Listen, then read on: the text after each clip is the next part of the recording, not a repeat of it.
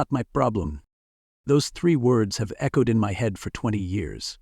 I was 6 years old when my biological father died in a car accident. My mother had left when I was just a baby. No one knows where she went, and she's never tried to contact me. After my dad died, there was only one person left who could take me in, my stepdad, Mark. Mark had been in my life since I was 3. He and my dad had been friends since college, and after my biological mother left, Mark helped my dad raise me. When I was 4, Mark got married to a woman named Diane. I remember being excited to have a new mom. That excitement didn't last long.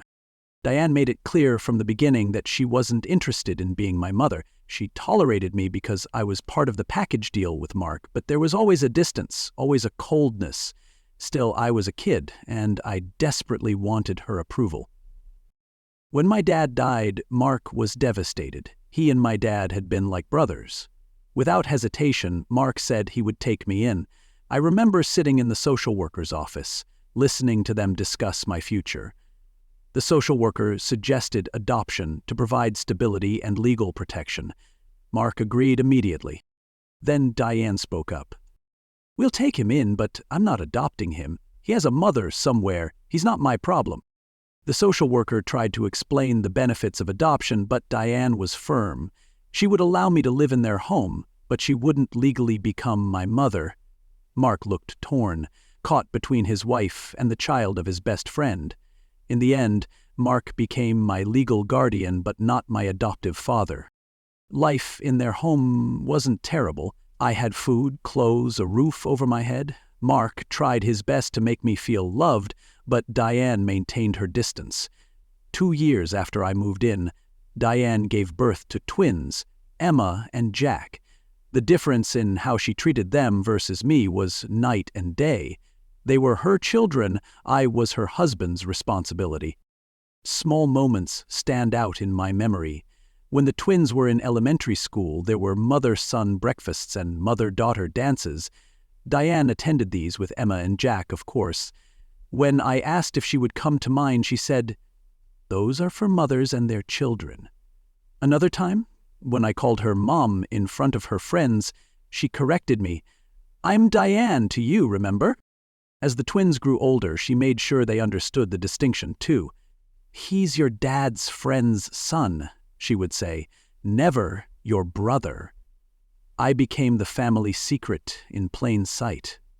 Present but not belonging. Mark tried to compensate, spending extra time with me, talking to Diane privately about her behavior, but he never stood up to her directly, never put his foot down and said, "This needs to stop." He loved me, I believe that, but he wasn't strong enough to protect me from the subtle cruelty of always being the outsider. When I was 16, I overheard a conversation between them that finally made everything clear. I was supposed to be at soccer practice, but it had been canceled and I came home early. They were in the kitchen, arguing. Needs new cleats, Diane. His are falling apart," Mark said. "We just bought the twins new school clothes. Can't it wait?" "No, it can't. He's growing so fast and soccer is important to him." Diane sighed loudly. "Fine, but this should come out of your personal account, not the family budget. I'm not taking money from our kids' college funds for him.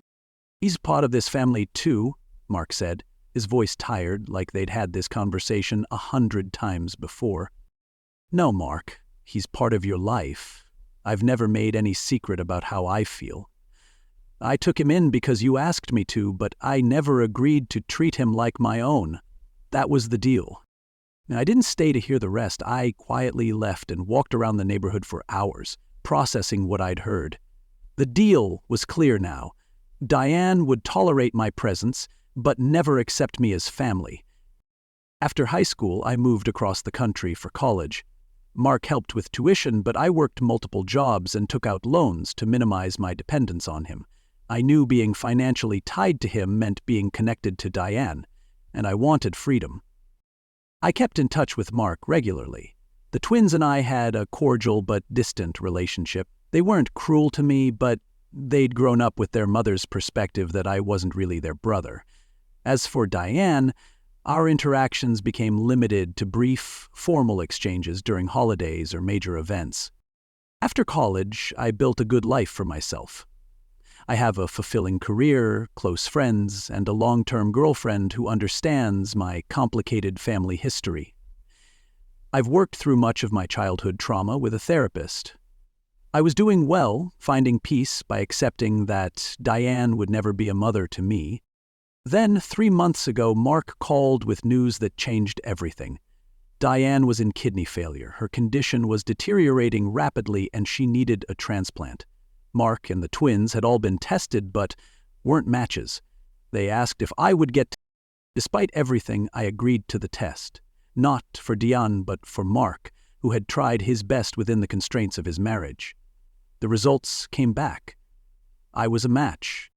When Mark called to tell me, I could hear the relief in his voice. "This is incredible news," he said. "When can you come home to discuss next steps?"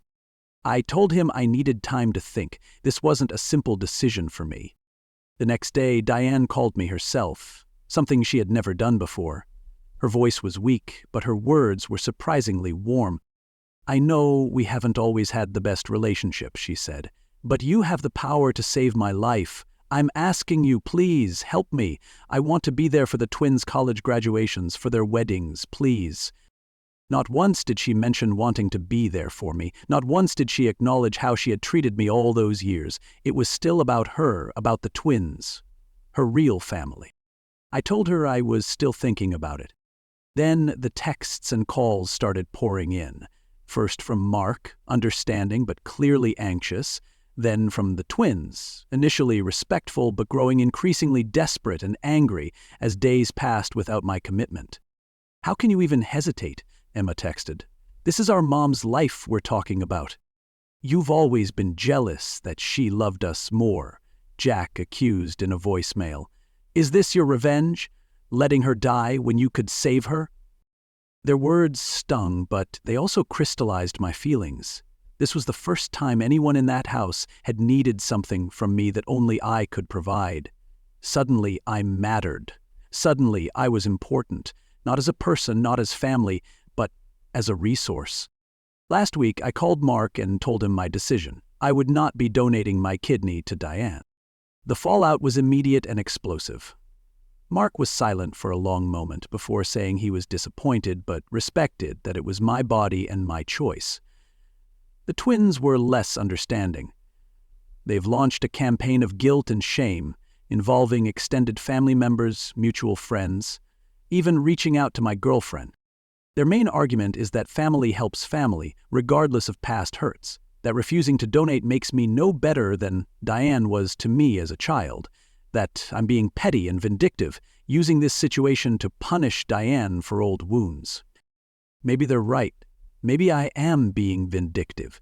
But when I think about Diane's words, "not my problem," I can't help but feel that I'm simply reflecting back what I was taught.